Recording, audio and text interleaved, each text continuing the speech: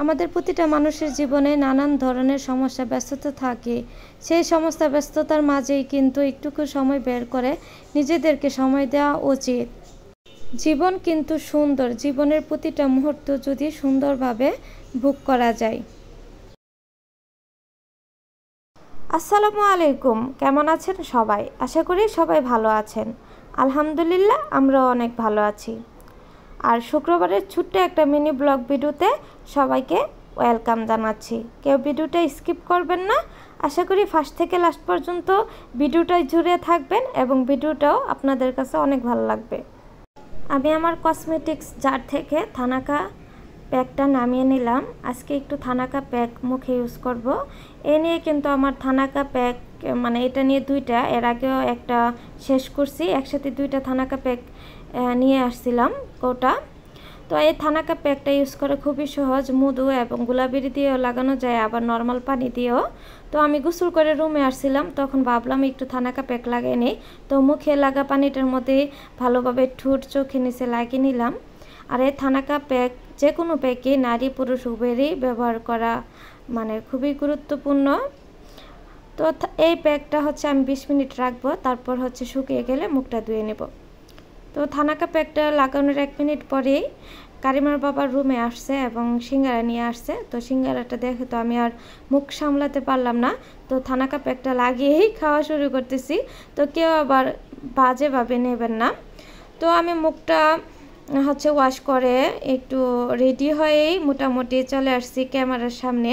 তো ড্রেসটা চেঞ্জ করে নিলাম। তো আমি মোটামুটি রেডি হয়ে গেছি। এখন হচ্ছে আমি একটু ক্যামেরার সামনে একটু ডং করতেছিলাম, আর আমার হাজব্যান্ড তাকাইছিল, তো আমিও হাসতেছিলাম ওর তাকানি দেখে। তারপর হচ্ছে দুইটা চুড়ি পরে নিব, আর হচ্ছে গোল্ডের আংটি আর হচ্ছে ব্রেসলেট পরব। তো সচরাচর এই জিনিসগুলাই পরা হয় বাইরে গেলে, কারণ হাত খালি থাকলে দেখতে কিন্তু ভালো লাগে না। তো সবার কাছে একটা রিকোয়েস্ট, প্লিজ ভিডিওটা যারা এ পর্যন্ত আসছেন একটা লাইক দিয়ে দিবেন। যারা আমার ইউটিউব চ্যানেল থেকে দেখছেন, ইউটিউব চ্যানেলটা হচ্ছে সাবস্ক্রাইব করে নেবেন যারা এখনও করেন নাই। আর যারা পেজ থেকে দেখছেন, আমার পেজটা ফলো দিয়ে আমার পেজের পাশে থাকবেন এবং লাইক কমেন্ট শেয়ার করবেন। তারপর হচ্ছে আমাদের প্রিন্সেসকেও রেডি করে নিলাম, আর আমার মহারাজা সেও রেডি হয়ে গেছে। আজকে আমরা দুইজন ম্যাচিং হাজব্যান্ড ওয়াইফ, ড্রেসের কালার আর কি, কিন্তু মেয়েকে আর ম্যাচিং করতে পারলাম না। কিন্তু নেক্সটে কারিমার জন্য ভাবছি একটা ড্রেস কিনবো এই কালারের। আর ড্রেসটি খুবই মানে সুন্দর লাগতেছিল পরার পর। তারপর হচ্ছে রুম থেকে বের হয়ে দেখি বাইরে মানে গুড়ি গুড়ি বৃষ্টি হচ্ছে। তো আমার স্যার আমাকে এবং মেয়েকে গেটের সামনে দাঁড়া করে দিয়ে তারপর হচ্ছে রিক্সা আনতে গেছে। তো তারপর রিক্সায় উঠে গেলাম, আর রিক্সা থেকে নেমে টুকটাক মানে কেনাকাটা করেছি, সেগুলো আর ভিডিও করি নাই। তারপরে হচ্ছে চলে আসছি মানে সুমন ভাইয়ের বাসায়, কারিমার বাবার বন্ধুর বাসায়। যদিও মানে বলছিলাম আমরা আসবো, শিওর দিয়ে বলি নাই। তো বলছিলাম কোনো প্রিপারেশন রাখবেন না, আমরা আসতে পারি নাও আসতে পারি, শিওর না যেহেতু বৃষ্টি। তারপর বাইরের রুমে আসার পর ওয়েলকাম জুস দিল আমাদের জন্য, গরুর মাংস দিয়ে তেহারি রান্না করলো। তো এখান থেকে খাওয়া দাওয়া করে তো ভাইয়ের বাসা থেকে মোটামুটি কাছেই হচ্ছে মধু সিটি।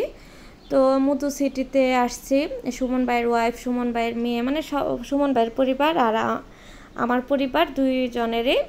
তো কারিমা কিন্তু মানে ঘোরাটা অনেক পছন্দ করে, মূলত পার্কে নিয়ে গেলে যেখানে বাচ্চাদের রাইডগুলো থাকবে, খেলাধুলা করতে পারবে, ও এগুলোই পছন্দ করে। কারো বাসায় নিয়ে গেলে যদি বলি ঘুরতে আসছি, সে বলে এটা কোনো ঘোরার জায়গা, এটা তো বাসা, বা এটা আন্টির বাসা, আঙ্কেলের বাসা, এরকম বলে।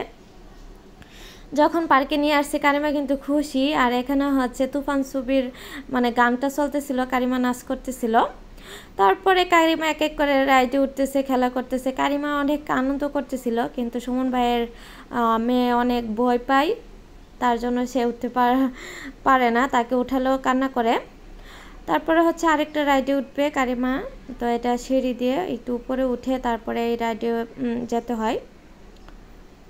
তো বাচ্চাদেরকে নিয়ে কিন্তু সময়ে সময়ে মানে একটু সময় সুযোগ বের করে একটু ঘুরতে যেতে হয়, কারণ বাচ্চাদের মন মানসিকতা ভালো থাকে ঘুরলে। রুমে থাকতে থাকতে কিন্তু বাচ্চারা বোরিং ফিল করে, তাদের কাছে ভালো লাগে না। বাসায় এক জায়গায় থাকতে তারা একটু ঘোরা ফেরা করলে একটু তারা কমফর্ট ফিল করে। তো কারিমা এবং সুমন ভাইয়ের বাচ্চা দুইজনেই মানে বাইরে যেতে খুবই পছন্দ করে, ঘুরতেও পছন্দ করে।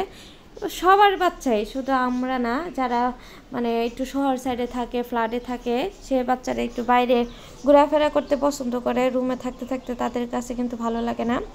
আর যারা আমাদের গ্রাম অঞ্চলের বাচ্চা, তারা কিন্তু সারাদিনই বাইরে খেলাধুলা করতে পারে, খালি মাঠ থাকে। তো আমার স্যারও একটু ভিডিও করে নিয়েছে, এই লোকটা এমনভাবে ঘুরতেছিল, তো আমার স্যার হাসতেছিল, বলতেছে আমি একটু ভিডিও করছি তুমি দেখো। তখন আমি আর দেখি নাই। তারপর হচ্ছে এই কারিমা নৌকা রাইডে উঠবে, কিন্তু সে চালাতে পারতেছিল না, অনেক রাগ করছিল এই নৌকা রাইডে উঠে। তো নৌকা রাইড থেকে নেমে সে আরেকটা রাইডে উঠলো, তার বাবার সে। আর আমার কাছে ভালো লাগতেছিল না, আমার এমনিতে মাথা ঘুরতেছিল। তো এখান থেকে বের হতে মোটামুটি সন্ধ্যা হয়ে গেছে। তো সন্ধ্যার দিকে আমরা হচ্ছে যার যার বাসায় রওনা দিয়ে এবং খোলামুড়া ঘাটে আসি। খোলামুড়া ঘাট থেকে মাতবর বাজার নেমে একটা রেস্টুরেন্টে যাই। তো রেস্টুরেন্টে খাওয়া দাওয়া করে বাসায় আসি।